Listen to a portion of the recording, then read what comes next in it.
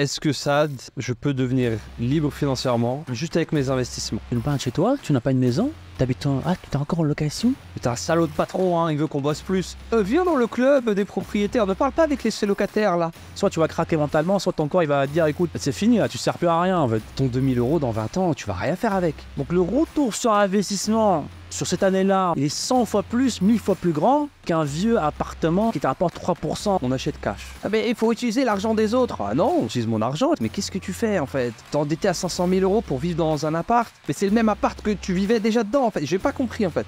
Et tu sais, on a 3 fois la rentabilité de Bordeaux. Je dis, ah ouais, j'y mets tant, c'est combien? Salut les amis, bienvenue dans le Saad Ben Show, nouveau épisode. Salut Adam. Yes, bienvenue dans l'épisode les amis. Comment ça va? J'espère que vous allez bien les amis. Laissez-nous un petit pouce bleu si vous écoutez sur YouTube. Laissez un petit commentaire, des questions. On va essayer de lire les questions et de répondre à quelques questions dans les prochains épisodes. Hein. Et si vous nous écoutez sur Apple Podcast ou Spotify, qui sont les deux plus gros plateformes, les deux plus grosses distributeurs de podcasts. Ouais. Yes. Un avis, un pouce, un like s'il vous plaît. Ça aide toujours un maximum. Et ça nous fait plaisir d'avoir des feedbacks. C'est ça. Vous nous encouragez à continuer parce que là, ça fait quelques épisodes maintenant qu'on est dans le nouveau studio. Ouais. Et le studio. Exactement. Est-ce qu'il y aura un nouveau studio très bientôt? Je pense que oui. Je sais pas, on est bien ici. On est bien, je trouve. On est là, tac, ça. Tu t'assois et ça part. Non, ça part. Ben, qu'est-ce que tu nous as préparé, Adam, pour cette semaine, pour ce nouveau podcast? Alors, moi, j'ai une question pour toi. Interview là. Non, c'est même pas personnel. C'est juste un truc qui est revenu cette semaine-là. Et on pourra en parler peut-être pour les auditeurs, je pense. Est-ce que Saad, je peux devenir libre financièrement juste avec mes investissements, sans avoir de business ou quoi que ce soit? Donc, je détaille un petit peu. Il y a une communauté sur Internet qui s'appelle le FIRE Movement, en anglais. Donc, c'est Financial Independence Retire Early. En gros, devenir libre financièrement et prendre la retraite en avance. Et cette communauté, elle se base sur l'investissement. Donc, le postulat, c'est OK, je garde mon emploi, mais chaque mois, je vais investir tant avec une simulation sur 40-50 ans, enfin, un peu moins si possible, jusqu'à arriver à, voilà, dans 35 ans, mes investissements couvriront mes dépenses. Donc, dans 35 ans, je gagnerai environ, ils prennent la moyenne du retour de la bourse américaine, 5% il me semble. Un peu plus. Ouais, mais je crois qu'eux, ils se mettent 4, ils se mettent un petit peu de sécurité parce qu'ils veulent retirer à chaque fois, tu vois. C'est-à-dire que le but, c'est, dans 30 ans, avoir assez investi en bourse pour que on puisse retirer ces fameux 4% tous les ans, les mettre dans sa poche et que ça couvre nos dépenses. Qu'est-ce que tu penses de ça? Est-ce que c'est possible? Est-ce que c'est possible? Est-ce que c'est une bonne stratégie? Est-ce qu'on devrait tous faire ça et garder notre emploi et juste investir et au lieu de prendre sa retraite à 62, on va la reprendre à 51? Alors oui, c'est possible et oui, hein, si vous voulez pas quitter votre job et lancer un business, en ligne par exemple, qui est pour moi le meilleur levier pour atteindre cette retraite le plus tôt possible. Hein. Oui, bien sûr, c'est investir et profiter de l'effet cumulé, absolument. Maintenant, je connais très bien le forum dont tu parles et je sais que la majorité de ces gens-là qui sont dans ces projets-là, qui investissent régulièrement en bourse, gagnent très bien leur vie, tu vois. C'est des ingénieurs, ils sont dans des secteurs de tech, tu vois. Ils gagnent au moins 100, voilà, moyennement, je dirais 100 000 par an, tu vois. Parce qu'ils restent en très, très, très bon salaire. Donc, ils peuvent se permettre de réduire beaucoup leurs dépenses. Donc, ils vivent pendant 20 ans. Ils se limitent beaucoup, tu vois, ils dépensent le minimum de chez minimum. Il y en a qui sont vraiment extrêmes, où genre, c'est incroyable. Le mec, il prend pas un café à l'extérieur. Hein. Voilà, il vit dans un studio avec sa femme, voilà. Ils ont décidé de ne pas avoir d'enfants. Il y en a qui vivent dans des caravanes. Bref, il y a toujours des plans pour vraiment ne pas dépenser et tout investir dans la bourse pour profiter justement de l'effet cumulé, pendant 20 ans. Donc déjà, ça prend beaucoup de temps. 20 ans. Pour des gens qui prennent 100 000 par an. Hein, déjà. Exactement. 20 ans, 15 ans, pour les plus extrêmes. Donc 15 ans où tu vis comme une M, tu vois, pour qu'un jour tu puisses ne pas travailler, démissionner et tu auras un salaire moyen. Parce que le but, c'est pas non plus de dépenser n'importe comment. Lorsque tu es en retraite, je sais pas, je crois qu'ils visent d'être dans la classe moyenne, on va dire, je sais pas, je crois 4 000, 5 000 euros. Aux États-Unis. Aux États-Unis, hein, bien sûr, hein, 4 000, 5 000 $. Ouais, c'est le 2 000 € français, quoi. C'est ça, c'est ça. Tu prends ton 2 000 et quelques, un petit Donc, peu. c'est possible, oui. Moi, je suis pas, mais vraiment, je suis pas fan. Tu vois, je suis pas fan parce que pour moi, il y a des leviers beaucoup plus importants, plus intéressants que le business, qui non seulement permettraient de faire la même chose, mais plus rapidement. Voilà, en même temps, c'est une aventure, quoi. La vie, c'est pas juste la retraite, hein. C'est pas juste. Bah ouais, moi, c'est pareil. J'ai un problème avec ce concept-là. C'est prendre sa retraite vite. En gros, faut s'échapper, mais plus vite, quoi. L'idée, c'est que tout ce qui est avant, bah, c'est toujours pas forcément plaisant. Donc, au lieu de souffrir jusqu'à 62, je vais juste souffrir jusqu'à 45 et je vais me targuer d'avoir pris ma retraite à 45 ans et d'avoir réalisé un miracle. Et l'autre problème que j'ai là-dessus, alors je suis pas hyper connaisseur du mouvement, je le connais, j'ai vu des vidéos YouTube, parce qu'à l'époque, ça m'a attiré l'œil aussi. Tu vois, avant de me lancer et tout, tu tombais sur ce genre de choses, tu creuses un peu. Et j'ai l'impression, le concept d'inflation, tout ça, l'augmentation des... Ça rentre pas dans les chiffres. Alors, ils sont très chiffres, mais ils te disent, oui, alors là, voilà, je vais investir tant, comme ça, dans 20 ans, je gagnerai 2 000 € par mois. Ah, mais dans 20 ans, tes 2 000 € par mois, ça vaudra que dalle, mon ami. Surtout en ce moment, je pense que tout le monde a compris le malheur de l'inflation, ce que ça peut... Enfin, le malheur. Économiquement, c'est pas forcément un malheur, parce qu'il faut de l'inflation, blablabla. Mais qu'on peut partir en hyperinflation à tout moment, même dans des pays civilisés, comme ils disent, du premier tiers, États-Unis, Europe, etc. Te prendre des 10% d'inflation comme ça, bam, ton 2 000 € dans 20 ans, tu vas rien faire avec. Ouais. Tu vas rien faire du tout. Donc pour ça, c'est... Après, il y en a, il y a une minorité qui prend même ça en considération. Ouais. Tu vois, ils ont tous les chiffres de table Excel, il est rempli de tous les chiffres possibles. Ils ont trouvé toutes les variables. Mais ça, c'est tu as sacrifié 15 ans, 20 ans à vivre comme une M, encore une fois. Et moi, je lui ai dit, t'es pas garanti de vivre, tu vois. C'est très futuriste. Ça se trouve, après 15 ans, tu vas vivre un an de plus. Je dis, donc, tu as sacrifié 15 ans pour vivre une année à la retraite, entre guillemets. Et je suis sûr qu'ils vont se faire chier après la retraite. Ils ne comprennent pas. À ces gens-là, je leur dis, économisez pendant un an, allez sur une île paradisiaque, tu vois, allez dans un pays asiatique, en Thaïlande. Allez dépenser 2 000 € par mois pendant 6 mois, en vacances, en retraite. Et vous allez voir. Et vous allez voir ce que vous allez ressentir. Parce que ces gens-là, je crois qu'ils fantasment sur un truc qu'ils n'ont jamais vécu, tu vois. Sur l'image de cette retraite. Exactement. Surtout lorsque tu le fais plus jeune. Eux, ils visent la retraite très jeune, tu vois. Je veux être, j'ai 35 ans, j'ai 40 ans, je suis à la retraite, tu vois. Mais non, on n'est pas fait pour être à la retraite aussitôt. On n'est pas fait pour boire des cocktails à bord de la plage pendant 40 ans. Non, ton corps, à un moment donné, ton mental, soit tu vas craquer mentalement, soit ton corps, il va dire, écoute, c'est fini là, tu sers plus à rien en fait. C'est fini là, tu participes plus à la tribu en fait. Tu chasses pas, tu bosses pas. T'es un poids. T'es un poids en fait. Tu prends des calories pour rien en fait. Donc allez hop là, on va atteindre les... Ah, c'est très primaire, mais c'est très vrai. Exactement. Et même la mort, s'il y a des études là-dessus, la mort est très reliée à la retraite, tu vois. Aujourd'hui, les gens qui sont retraités à l'âge normal, tu vois, surtout chez les hommes qui ne reprennent pas un boulot ou quelque chose qui les pousse, tu vois, qui les motive, il y a des études qui font peur, qui montrent qu'il y a une grosse corrélation entre ne rien faire et mourir assez vite, parce que, encore une fois, c'est aussi notre corps qui réagit là-dessus, tu vois. Tu fais rien, tu sers à rien. Pourquoi on est là? Pourquoi on fait de la maintenance pour rien en fait? Ouais, c'est le purpose, comme ils disent en anglais, le but quoi, de ta vie. Et c'est pour ça que c'est des gens en retraite qui essaient de socialiser, de se lancer dans des activités, dans des clubs, etc. Et je pense que c'est très bien. Et pour en revenir au mouvement, il se développe un petit peu en France quand même. Il arrive. J'ai vu une plateforme, pour pas la nommer, parce qu'on n'est pas là pour tirer sur des gens, mais qui fait pas mal de vidéos sur ça. En gros, tu envoies ton portefeuille d'investissement pour être à la retraite le plus vite possible, et ils te font des analyses, voilà, tu devrais investir dans ça, ça, ça. là-dessus. Je pense que ça part d'un bon sentiment. Les gens se disent, ouais, bah écoute, ça, là, tu me tires dessus, mais moi, au moins, je m'instruis, j'ai appris à investir. Qu'est-ce que je vais faire?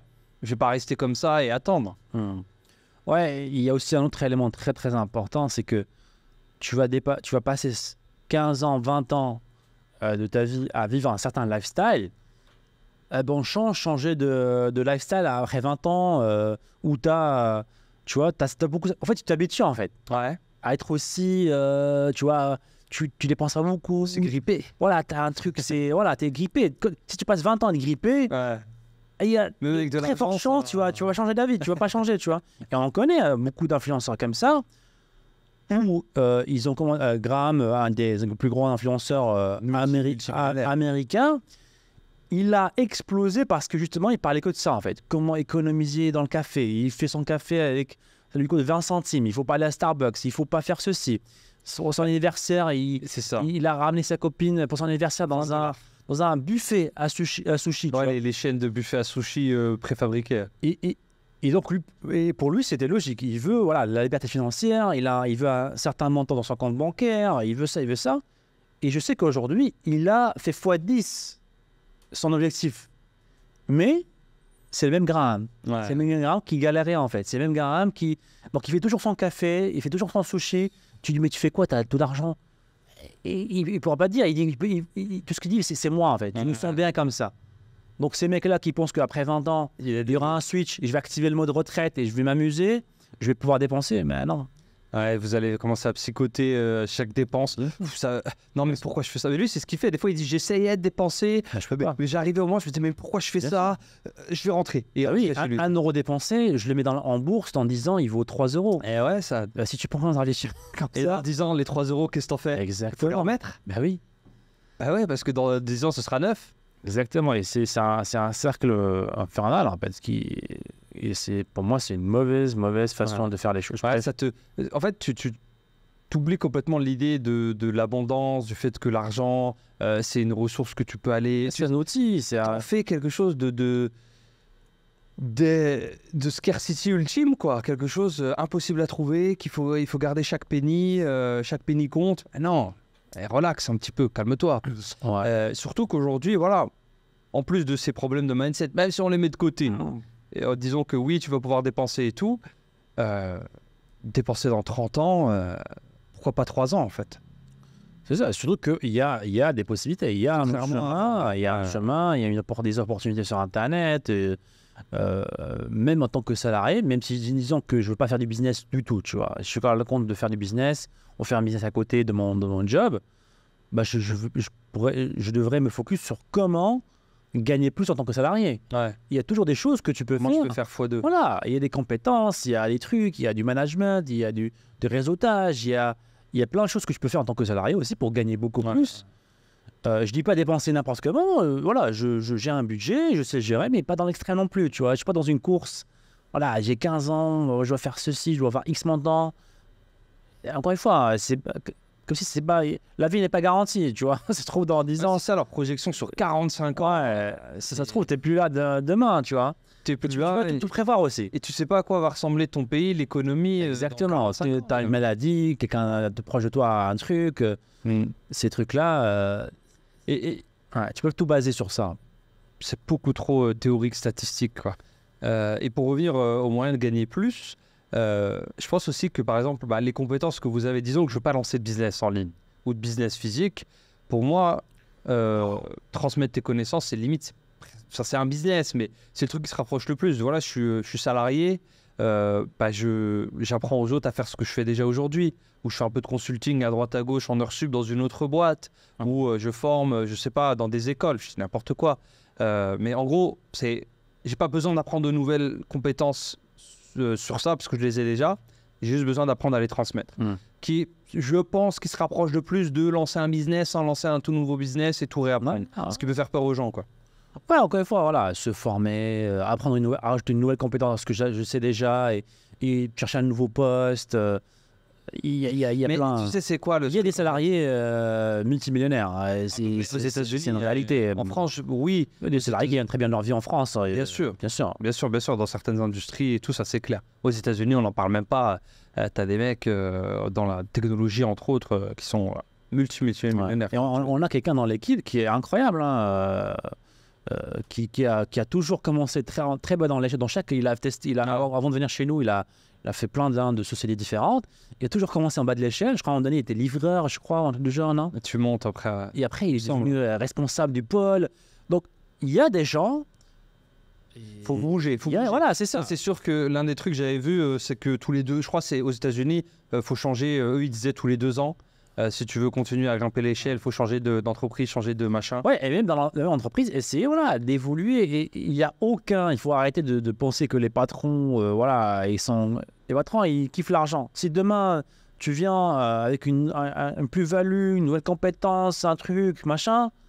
Si le patron il est un peu intelligent, il va comprendre qu'il faut récompenser, tu vois. Je pense, c'est ça. Faut faire une gymnastique mentale de se dire. Et si ça marche pas, je vais chercher ailleurs. Voilà. Exactement. La gymnastique mentale de se dire, bon après ça fait très, ouais, mais t'as un salaud de patron, hein, il veut qu'on bosse plus.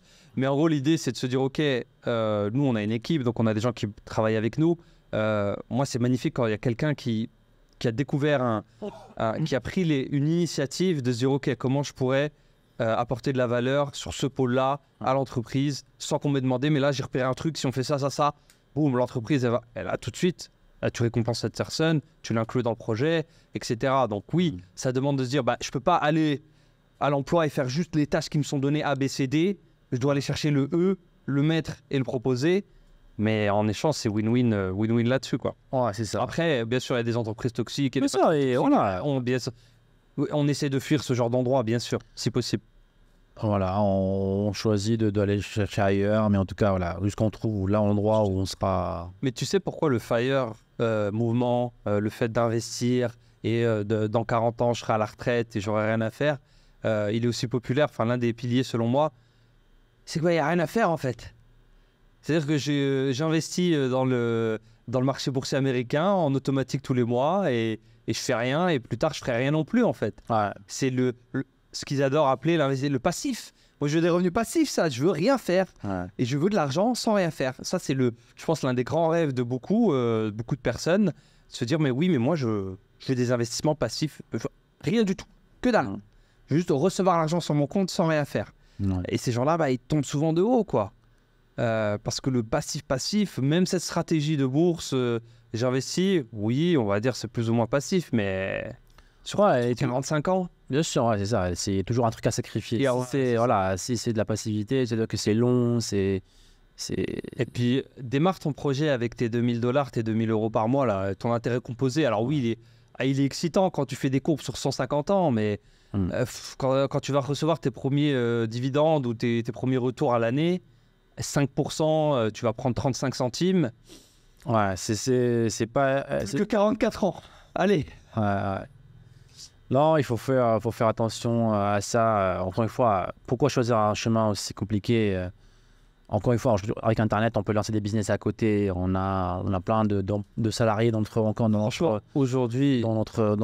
notre programme, des élèves qui sont des papas, mamans, ils ont un job, ils lancent un business à côté, ils gagnent des compléments de revenus. Je préfère gagner 1500 € en plus grâce à un business à côté dans lequel je peux travailler le soir ou quelques heures par-ci par-là que d'économiser et de vivre avec 1000 € à une famille de 4, tu vois. Pour moi, c'est trop de sacrifices et il y a des chemins beaucoup plus faciles, tu vois. Ouais, c'est vrai. Donc, on va peut-être pas s'attirer que des amis avec ce podcast, parce que je sais qu'en France aussi, il y a une culture comme ça, un peu boursière, un petit peu. C'est plus l'immobilier. L'immobilier, j'ai l'impression que c'est le Saint Graal. Là, on peut faire un double tir. Là, on a tiré sur la bourse, on peut tirer sur l'immobilier juste après, hein, tant qu'on y est. Hein. Ouais. Qu'est-ce que tu en penses de ce fameux immobilier à la française? Donc, on va parler de ce qu'on connaît plus ou moins. Je m'endette, je prends un appart, j'ai du cash flow positif si je fais bien les choses. Sinon, au moins, j'ai un immobilier pour plus tard. Et plus tard, ça m'apporte. Dans 30 ans, je vais commencer à gagner de l'argent. Bon, ça, c'est l'ancienne version. Pas mal de gens commencent à être éduqués parce qu'en France, l'immobilier, il y a beaucoup d'influenceurs, d'entrepreneurs qui le poussent. pour faire un peu de cash flow positif aujourd'hui et faire tes 50 € aujourd'hui maintenant, mais tu as de l'appréciation et tu as un bien immobilier, etc. Ouais, en fait, selon mon expérience, moi, j'ai pas fait d'immobilier en France, mais on connaît beaucoup de personnes qui ont fait ça en France. On a quand même qui ont même lancé des programmes de formation pour faire comme moi, comme j'ai fait en France. Et je sais pas c'est quoi la raison, mais il y a un point commun, c'est que tous à un moment donné, ils craquent, ils arrêtent. Parce qu'ils continuent à vendre des formations d'immobilier, mais je sais que eux, soit ils ont vendu tout leur bien, et ils se sont barrés. C'est ça. Et en fait, toutes les personnes que je connaisse, de manière personnelle, ont fait ça. La conclusion qu'on peut en tirer, à vous de le faire. C'est vrai. C'est vrai que maintenant tu le dis, c'est un point commun. Alors souvent, des fois, je ne vais pas parler pour les gens, mais c'est souvent un mix de l'administratif, la gestion, les taxes, les changements, les machins. Et à un moment donné, tu en as marre et tu revends tout ça. Donc des gens qui étaient très investis dans l'immobilier, qui avaient 10 appartes en location, de la courte durée, de la moyenne durée, 10 gestionnaires. Et c'est pas du tout passif. Alors ces gens-là, au moins, ils avaient l'honnêteté de nous l'avouer. Archi pas passif du tout, le truc de je mets ça en agence. Ils l'avouaient à nous, hein, pas forcément dans leur marketing ou ce qu'ils disaient sur les YouTube, les réseaux sociaux. C'est vrai. Et je sais que, voilà, des fois, on était avec eux, ils recevaient des messages, la soirée était finie pour lui, quoi. Il était déjà en train de penser à comment il va résoudre le problème, il y a un nouveau truc, le locataire qui l'appelle. Ouais, et pour être un petit peu dans l'immobilier, nous on est dans la construction en ce moment, au moment où on tourne le podcast, je peux imaginer les mal de crâne. Les mal de crâne quand tu as un groupe d'étudiants qui a explosé ton salon en faisant la fête. Et c'est vrai que, après, l'immobilier a toujours eu le vent en poupe en France. Depuis, selon moi, la propagande des années, je sais pas les années pures, hein, mais ça doit être dans les 30 glorieuses, comme ils appellent en France, là, après la Seconde Guerre mondiale. J'espère que j'ai bon, hein, sinon... C'est exactement ça. Je crois que c'était 40-70. Exactement. Comme quoi, on n'a pas besoin d'être bon en histoire non plus. Mais en gros, tu avais une grosse propagande, un peu comme aux États-Unis aussi, hein, il faut être propriétaire, l'immobilier c'est bien, et acheter. En gros, vas-y, il faut que je prête de l'argent à quelqu'un, il faut booster l'économie, comme ça on fait monter les chiffres et tout le monde devient propriétaire. Mais d'ailleurs, c'est marrant parce on en avait parlé dans un podcast précédent et il y avait eu un short qui avait été découpé et posté sur YouTube. Le pays d'Europe avec le plus de propriétaires en Europe, c'est la Roumanie. Et j'avais donné le chiffre, je crois que tu as un chiffre énorme. Alors je l'ai peut-être, je crois que c'était 82%. 82%, peut-être 70% des gens sont propriétaires en Roumanie. Et en Europe, aux États-Unis, en France, ils te vendent ça comme le Saint Graal. En fait, si tu es propriétaire, tu as réussi ta vie, tu n'auras plus de problèmes financiers. Donc viens faire un prêt à la banque, prends ta résidence principale, mais au moins tu ne payes plus de loyer. Et c'est vrai que tu as un lavage de cerveau qui est là en France là-dessus. Et je voudrais bien qu'on m'explique, moi, de gens qui, pour eux, être locataire, c'est avoir en quelque sorte raté sa vie. Parce que l'option qu'on mettait dans les commentaires, c'est je fais quoi? Je continue de donner de l'argent aux autres. Non, les gens vont te dire tu n'as pas un chez toi, tu n'as pas une maison, tu es encore en location. Comme si la maison, en fait, dès que tu l'achètes, elle est recustomisée. Et l'achat, c'est traître au moins. Au moins, le louer, parmi les avantages de louer en termes de flexibilité, en termes de pouvoir changer d'endroit, en termes de pouvoir allouer ses ressources dans d'autres business pour vraiment déployer du cash flow positif, c'est aussi, tu sais ce que tu paies. Ton loyer, c'est tant. Les mecs, quand tu deviens propriétaire, tu as le prix de la maison. Tu dis, c'est bon, j'ai fini. Tu n'as rien fini du tout. Tu as les réparations sur toutes les années, l'entretien, les taxes. Et les petites taxes. Les belles taxes. Les taxes, soit tout de suite, tous les ans, tu as ta taxe d'habitation, ou la plus grosse, surtout en France, la taxe quand tu décèdes, en fait, pardon. La taxe d'héritage. J'ai pas le nom, hein, je suis pas dans l'immobilier, les amis, me tirez pas dessus dans les commentaires, mais c'est du vol. Hein. Par contre, là, c'est de l'escroquerie pure et dure. Hein. Tapez sur YouTube héritage, tu as des cas où tu as des gens qui ont dû s'endetter pour payer la taxe d'héritage de la maison de leur tante. J'avais un reportage sur YouTube, tu as une nièce, comme ça, elle vit sa vie tranquille, elle n'a rien demandé à personne. Hein. Sa tante décède, elle avait une bonne petite maison, parce qu'avant, il faut dire ce qui est aussi, hein. Dans les années 60-70, t'achetais des palais pour un bout de pain. Et l'inflation aujourd'hui, les boomers, ils sont là. Hop là, je te vends ma maison à 1 million. Je l'ai acheté 50 000 euros. À l'époque, c'était en francs, bien sûr. Et cette pauvre nièce, elle se retrouve avec une grosse maison, évaluée maintenant à 1 million, je sais pas combien. Et bah, la taxe, machin, calculée. Et peut-être le comptable là, tu sais, avec ses petites lunettes. Alors oui, d'après le code 165 de l'article, vous êtes redevable d'une taxe de 300 000. C'est un truc énorme. Mais tu dis, mais j'ai pas l'argent. Ah oui, bah, vous allez devoir vendre la maison et payer la taxe. Et tu vends la maison à un prix dégueulasse. Enfin, au final, elle a perdu de l'argent, la pauvre. Elle s'est endettée pour payer une taxe. Donc attention à ça aussi. Je sais qu'il y a des stratégies en France pour faire ça, mais ça paraît traître quand même. Non, mais acheter sa maison, c'est une grosse arnaque qui a été créée aux États-Unis en fait. En fait, le rêve américain a été créé. En fait, l'histoire des rêves américains, avec j'ai ma maison, j'ai ma voiture, a été créée par un marketeur en fait. En fait, les banques sont réunies aux États-Unis, les grosses banques, les directeurs, ils sont comment on peut donner un maximum de crédit. Comment on veut donner un maximum de crédit. On veut que les gens prennent des crédits en maximum. Ils s'endettent. Voilà. Donc comment on fait? Ils ont ramené un marketeur. Trouve-nous une idée. Écoutez, j'ai un produit pour vous qu'on peut vendre aux gens sur 30 ans, écrit sur 30 ans, 35 ans, avec une garantie, ils vont le payer. C'est sûr. Ils disent, c'est quoi? Bah, une maison, quoi. On fait quoi alors? Le rêve américain. Et là, pendant des années, tu avais des propagandes à la télé, rêve américain, avoir sa voiture. Et tout le monde est tombé dans le panneau, en fait. Alors, ta maison, voilà, c'est 35 ans et tu vas le payer, le crédit. Hein. C'est ta maison, tu ne vas pas dormir dehors. Hein. Tu le payes, ton crédit. Et ça s'est propagé à travers le monde et c'est venu en France et partout. Et ça continue d'être le cas aujourd'hui. Malheureusement, il y a encore cette mentalité-là de...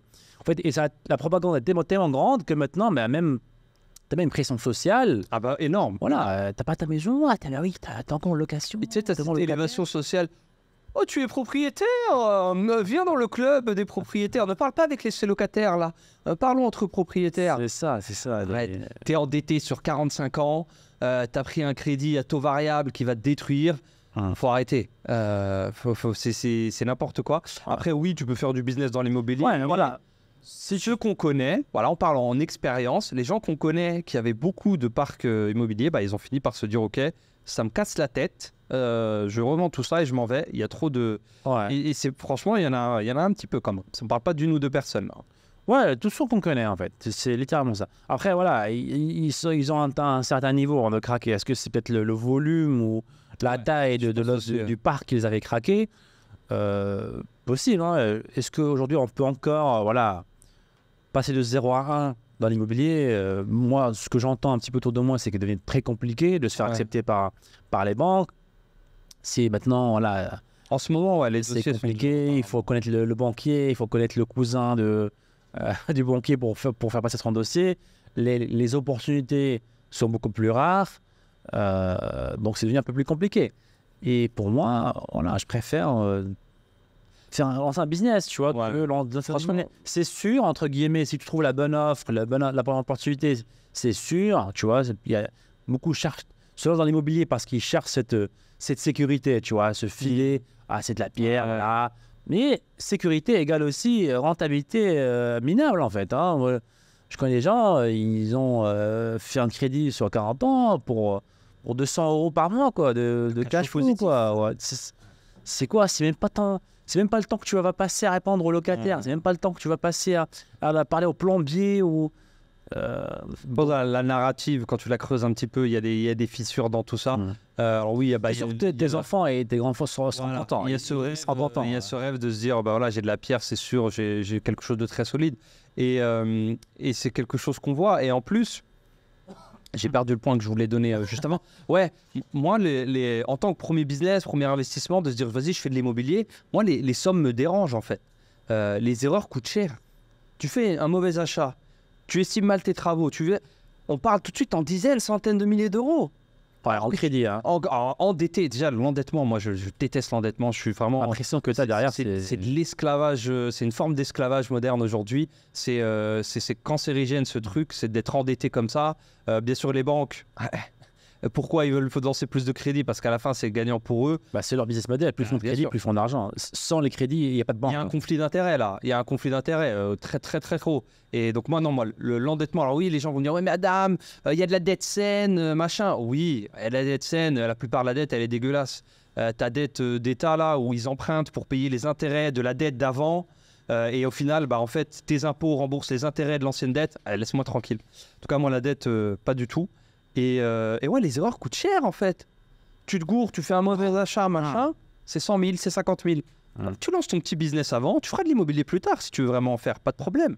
Mais tes erreurs dans ton business que tu as fondé toi-même, au début, c'est 500 €, c'est 1 000 €. C'est ça. Ouais, en fait, c'est tes erreurs et en même temps, tu apprends des choses, en fait. Imaginons, tu te lances dans l'e-commerce, ok, dans le dropshipping, le mot est dit. Tu te lances, allez, tu dépenses, 5 000 €. 5 000 €, tu es en négatif, tu n'es pas en positif. Tu avais dit 5 000 €, tu as fait des pubs, tu as fait machin, tu avais la boutique.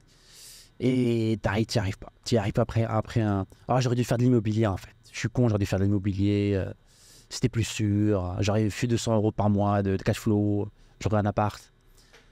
Mais en fait, après cette année-là, dans le business en ligne, tu as acquis des compétences en or. Et juste là, avant qu'on commence le podcast, on a rencontré quelqu'un qui sort du studio, qui filme aussi un podcast, un Français qui habite ici à Bangkok, qui vient de vendre sa société. Il y avait un business de gros, en gros, c'est la croissance sur les réseaux, tout ça. Et il nous a dit, comme ça, hein, on ne connaissait pas, hein, on faisait connaissance là en quelques minutes, là on échangeait. Il nous dit, écoutez les gars, vous êtes dans l'e-commerce, ça c'est top, c'est drôle parce que à chaque fois que je recrute quelqu'un qui a fait du dropshipping de l'e-commerce, c'est toujours les meilleurs. Alors qu'il ne sait pas ce qu'on fait, hein, il ne sait pas qu'on a un programme, tout ça. On lui dit, voilà, on fait de l'e-commerce. Il dit, ah ouais, c'est pas du dropshipping. Il dit, ouais.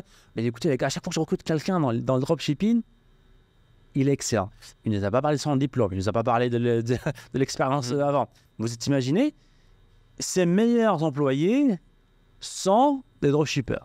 Ouais. Sont des mecs qui ont lancé un business en ligne. En termes de marketing, ouais, tu apprends tellement de choses. Tellement de choses. Donc, le retour sur investissement sur cette année-là, on va dire, où votre business n'a pas décollé, il est 100 fois plus, 1000 fois plus grand qu'un vieux appartement qui te rapporte 3% à l'année. Dans la périphérie de Lille. C'est ça.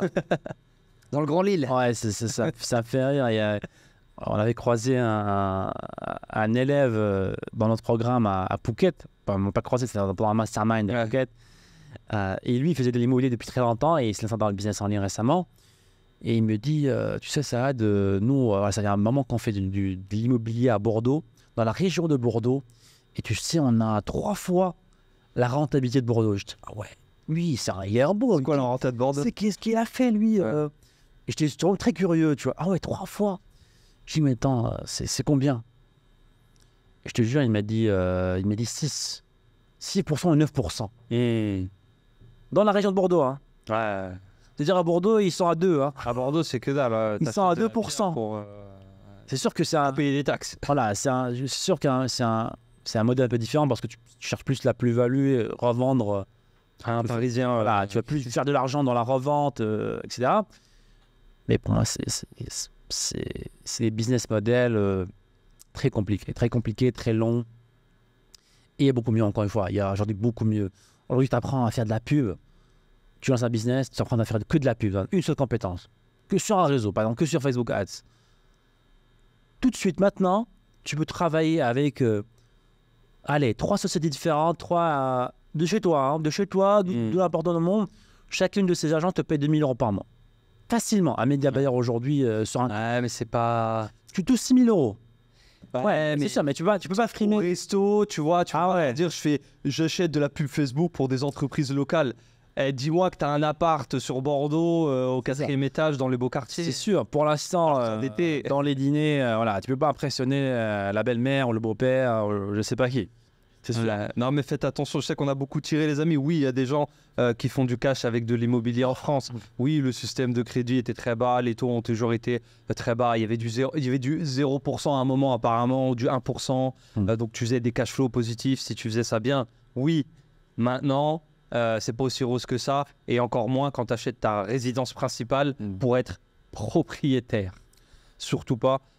C'est vraiment pas top. Et même des gens dans l'immobilier maintenant commencent à le dire à haute voix, c'est une mauvaise stratégie d'acheter sa résidence principale, quoi. C'est pour faire du business et même pour vivre en fait. Mais qu'est-ce que tu fais en fait? T'es endetté à 500 000 € pour vivre dans un appart, mais c'est le même appart que tu vivais déjà dedans en fait. J'ai pas compris en fait. Je comprends pas. T'étais là. Tu prenais ton salaire 2 000 € par mois, tu payais ton loyer 600 €, Un jour, tu te dis, non, mais je vais prendre le même appart, mais je vais m'endetter 500 000 balles, je vais l'acheter, je vais rembourser 800 € de crédit, mais c'est à moi. Et je vais y vivre pendant toute ma vie. Je suis condamné là. Je suis condamné. Hein. Ah bah, Au moins pendant 40 ans là. Ah bah ça, ouais, faut rembourser le crédit du coup. Ouais, c'est pas évident. Et, C'est le plaisir des banques qui vont vous saigner jusqu'au bout avec les crédits. Mais non, c'est des partenaires bancaires, Adam. On est ensemble dans le deal. Ouais. Essaye de pas payer tes mensualités, tu vas voir qui est dans le deal. Ouais, c'est ça. Et encore une fois, hein, qu'est-ce que tu as appris dans ce business-là, dans ce truc d'acheter un appart? Après qu'il faut rembourser ses dettes. Tu n'as appris aucune compétence, tu as acquis en termes d'investissement, c'est une bonne opération. Je suis pas à l'aise avec le concept de dette, moi, encore une fois. Passer sa vie endettée comme ça. Donc, il faut faire attention. Hein. Nous, on fait de l'immobilier, mais ça va faire grincer les dents de tous les entrepreneurs immobiliers francophones. On fait de l'immobilier en cash. On achète cash. Ouais. Ah mais il faut utiliser l'argent des autres. Ah non, j'utilise mon argent, je laisse les autres tranquilles en fait. Ce concept, c'est un peu... moi, je suis malin, je prends l'argent des autres et je l'utilise. Ah, tu sais, on dirait que t'as un larcin, t'es en train de... Yes, j'ai pas pris mon argent, moi j'ai pris son argent. Hein. C'est toi qui as acheté ma maison, ça. Tu as pris ton argent, tu payes ma maison. Ah, merci. Ouais. J'utilise mon argent, j'achète ma maison. Ah, c'est même pas là où on habite, hein. Du coup, les villas qu'on fait, c'est pas pour habiter, c'est faire de la location courte durée là-dessus. Ouais, c'est ça. Bah ouais, les investissements en général, il faut faire attention à ça. Et juste récemment, on a eu un ami à nous, proche de nous, avec qui on bosse aussi, Coach Flo, hein, qui est passé. Allez, les noms sont Coach Flo. Coach Flo, ouais, il veut faire. Qui est passé au podcast. Il veut faire de l'immobilier. Bah en fait, c'est ça en fait. Et ce qui s'est passé, c'est que on a plein de business ensemble. Oh là là, il est coach dans le programme. C'est un des mecs les plus anciens qu'on a dans l'équipe, hein, carrément. Et récemment, là, il y a 2 jours, c'était hier, je crois. C'était hier, en fait. On trouve qu'il s'est un petit peu perdu dans les investissements. Voilà, il cherche. Je vais écoute, qu'est-ce que tu es en train de faire là? On fait un appel. Dis-moi ce que tu es en train de faire. Et là, il me dit, voilà, je suis au Maroc, je cherche des appartements, je fais du réseautage, j'ai fait des masterminds à Marbella. Ok, ça marche, ok. Pourquoi, c'est quoi la raison? Écoute, je veux investir, je veux profiter de l'effet cumulé, je veux des revenus passifs. J'ai dit, ok, ça va, c'est bien. Ok, mais t'as tes business à côté? Ouais, c'est ça, j'ai des business. Tes business à côté te rapportent X, Y, Z. Beaucoup d'argent. Oui. Donc là, tu fais quoi depuis 3-4 mois là? J'ai mis de côté et je cherche des appartements. Je fais investir en fait. En fait, l'erreur qu'il a fait et que font beaucoup de gens et qu'on a fait nous au début et que rapidement on a su corriger parce qu'on avait justement des mentors et des coachs pour nous conseiller là-dessus, c'est qu'en fait, tu sacrifies tes business et ta source de revenus principale pour aller chercher de la diversification et aller investir. Parce que souvent, ce qu'on entend sur Internet, et même Coach Flo a été victime de ça, et nous aussi, diversifier, effet cumulé. Ouais. Tu entends ces phrases, un millionnaire a 8 sources de revenus en moyenne. C'est ça, il a, je crois, 7 sources, je crois, du genre. Du coup, tu dis, faut que j'en ai marre. Ouais, donc si je le fais, même en creusant avec lui, à un moment donné, tu voyais, il avait ce jugement sur lui, quoi. J'ai pas beaucoup d'investissement, donc je suis nul en fait. Et il dit, mais attends, Flo, mais c'est pas du tout ça. Logiquement, et avec les mathématiques, tous ces mois-là que tu as sacrifié à aller chercher un appart ou des apparts, tu aurais pu les investir dans ton business principal et gagner largement beaucoup plus. Ouais.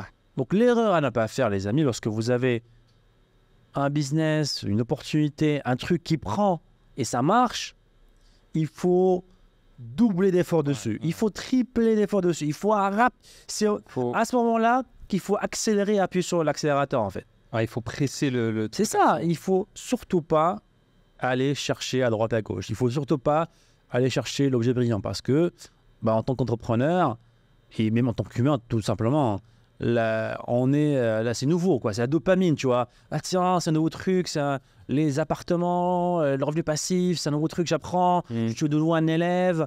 Et tu deviens vite accro à ça, tu vois.